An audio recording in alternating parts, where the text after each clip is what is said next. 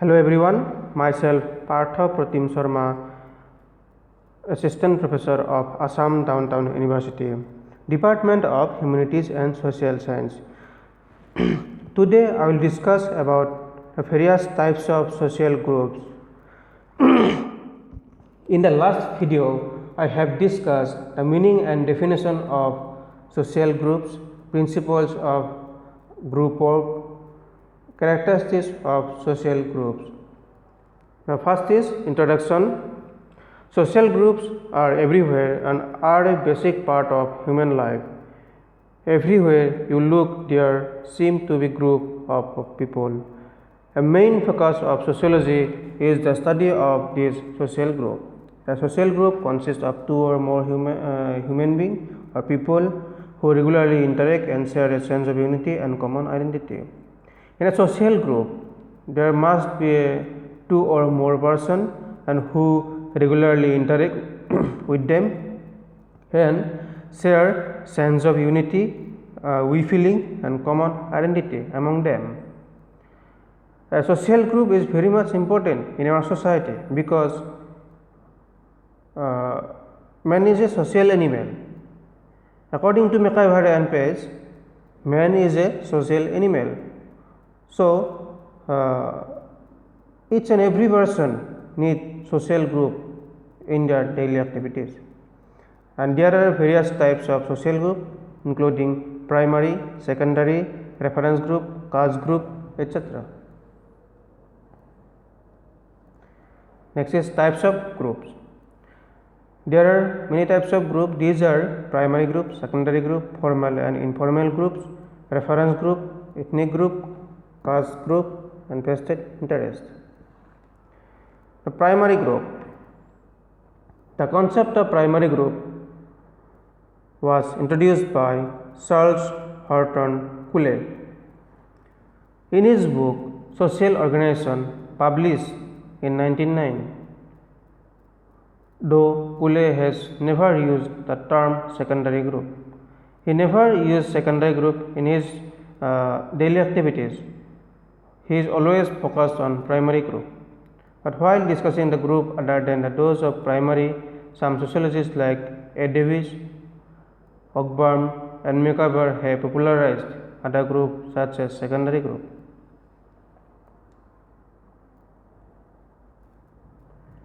The primary group is the most simple and universal form of association. It is nucleus of all social organization. It is a social group in which a small number of persons come into direct contact with one another.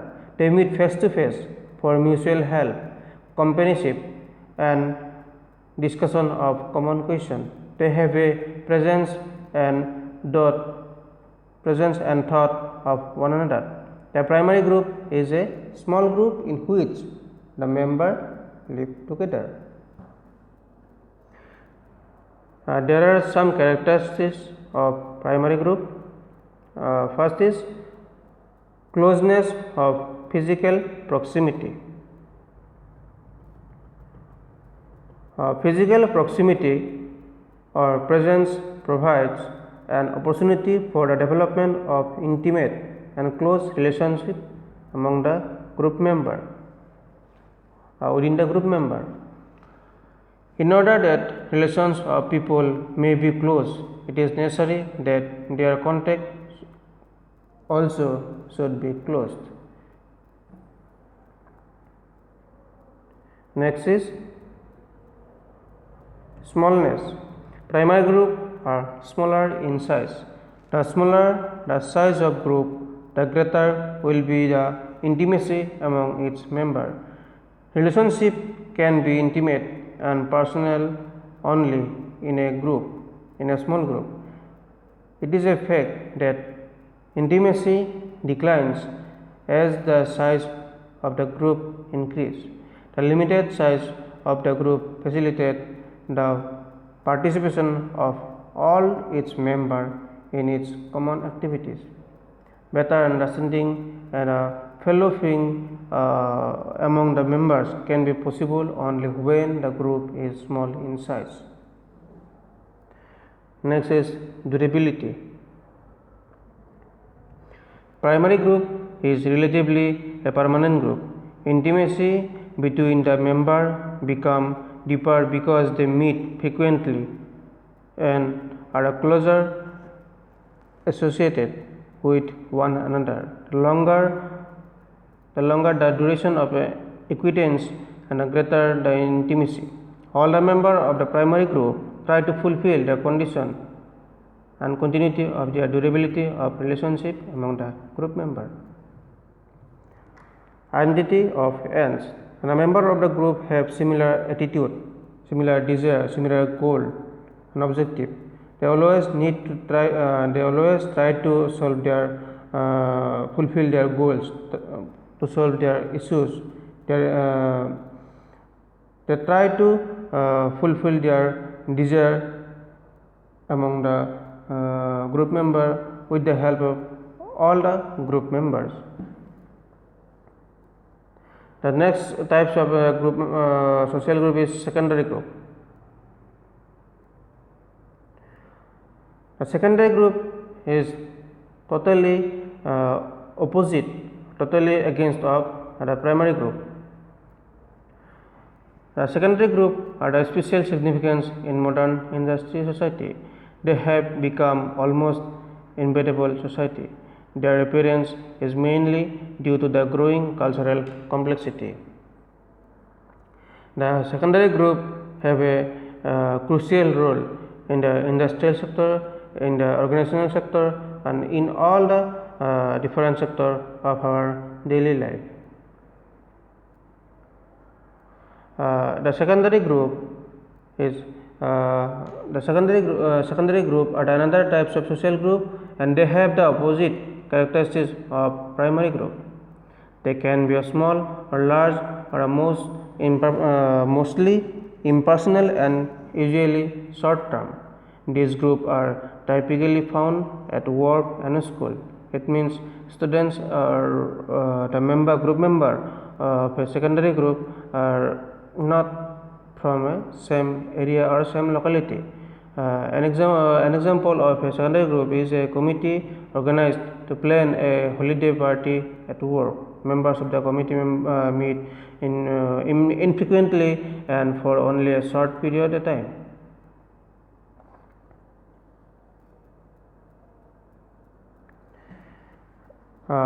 According to K. Davis says that the secondary group can be roughly defined as the opposite of everything already said about the primary group. The everything, as I have already discussed, that primary group have some defined characteristics. So these are not applicable for secondary group. Next is reference group. The term reference group was coined by Herbert Hyman 1942 to apply to the group against which an individual evaluates his or own situation or conduct. He distinguished between membership group to which people actually belong and a reference group which is used as a basis of comparison. A reference group may or may not be a membership group. The term reference was introduced into the literature or small group by Muzaffar Sharif in his book An Outline of Social Psychology. The concept of subsequently elaborated by R.K. Martin and Tuner. The reference group also have a impact on our daily life. Next is formal and informal groups.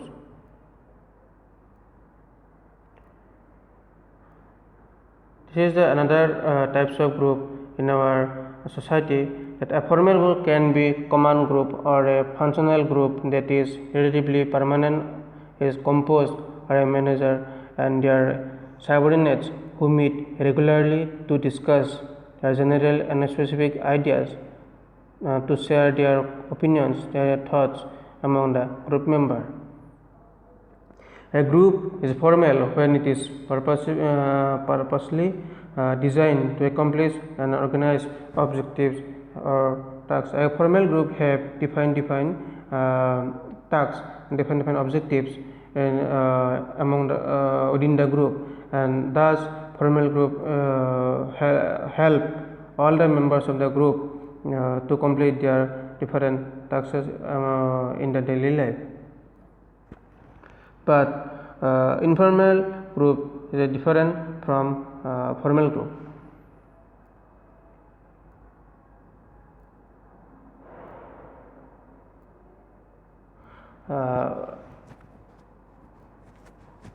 Whereas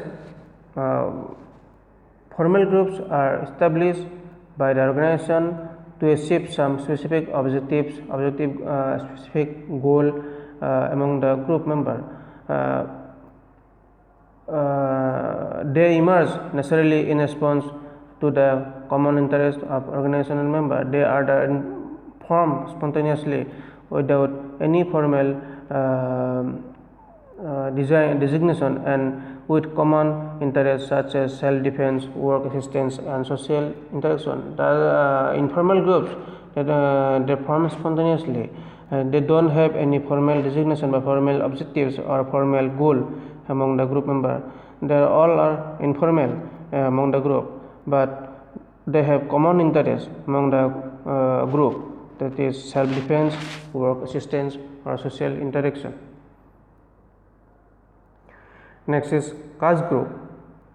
The term caste is a very old in our Indian society. The caste system has divided Hindu into mainly four parts, mainly four categories: and Brahmin, Kshatriya, Vaishya, and Shudra. They have each category have different tasks among the group member. The Brahmin means those who include priests and teachers. Kshatriyas includes warriors and rurals. Vaishyas includes farmers and traders and merchants, those who are related to business and all. Shudras, those who are includes laborers or the lower level of worker. So thus caste group have divided our society in a different part. But nowadays the caste system is declining day by day in our society.